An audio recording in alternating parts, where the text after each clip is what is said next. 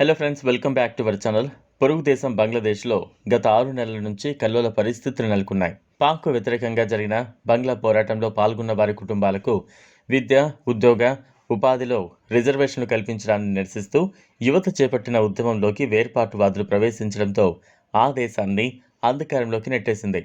షేక్ హసీనా తన పదవికి రాజీనామా చేసి దేశం విడిచి పారిపోవలసి వచ్చింది.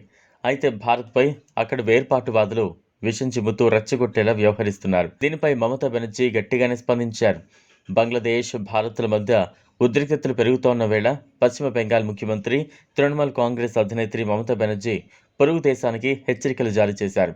భారత్లోని పశ్చిమ బెంగాల్, బీహార్, ఒడిశాలు తమ దేశంలో అంతర్భాగమంటూ ఇటీవల ఆ దేశ నాయకులు చేసిన వ్యాఖ్యలపై దీదీ తీవ్రంగా స్పందించారు.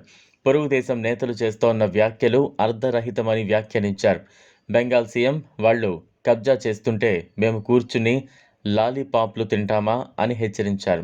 భారత్ వైపు కన్నెత్తి చూస్తే దమ్ము ఎవ్వరికీ లేదని, అలాంటి పిచ్చి ఆలోచనలు మానుకోవాలని హితవు పలికారు. బెంగాల్ అసెంబ్లీలో సోమవారం నాడు మమతా బెనర్జీ మాట్లాడుతూ, మీరు బెంగాల్, బీహార్, ఒడిశాలను ఆక్రమించుకుంటుంటే మేము లాలీపాప్లు తింటూ కూర్చుంటామా? కలలో కూడా అలాంటి ఆలోచన చేయకండి. భారత్ వైపు చూసే దమ్ము ఎవరికీ లేదంటూ బంగ్లాదేశ్ నాయకులు, మాజీ సైనిక అధికారులకు ఆమె వార్నింగ్ ఇచ్చారు. అయితే బంగ్లాదేశ్లో హిందువులే లక్ష్యంగా జరుగుతున్న దాడులను బెంగాల్ సీఎం ఖండించారు. మత విద్వేషాలను రెచ్చగొట్టే వారికి మతం ఉండదు, అలాంటి వారిని సంఘ విద్రోహ శక్తులుగా భావించాలని దీదీ తెలిపారు. ఇదే సమయంలో పేర్లను ప్రస్తావించకుండానే కొన్ని పార్టీలు నకిలీ వీడియోలతో తప్పుడు ప్రచారం చేస్తూ రాష్ట్రంలో చిచ్చు పెట్టేందుకు ప్రయత్నిస్తున్నాయని ఆరోపించారు. అలాంటి వాటి విషయంలో అప్రమత్తంగా ఉండాలని దీదీ సూచించారు.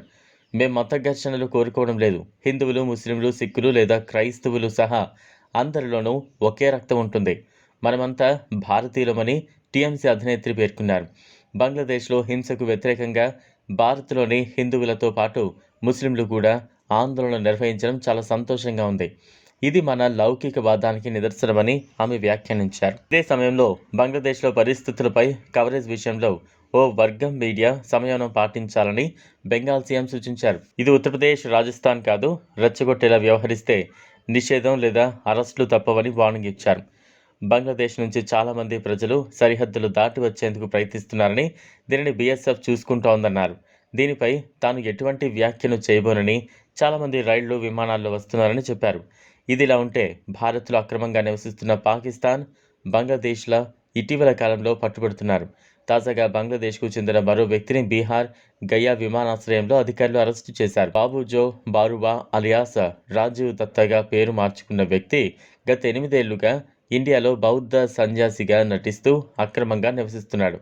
గత వారం థాయిలాండ్కు వెళ్లేందుకు ప్రయత్నించిన అతన్ని విమానాశ్రయ భద్రతా అధికారులు అదుపులోకి తీసుకున్నారు. ఈ వీడియో మీకు నచ్చినట్లయితే లైక్ చేయండి, షేర్ చేయండి, ఛానల్ను సబ్స్క్రైబ్ చేసుకోండి. Thanks for watching.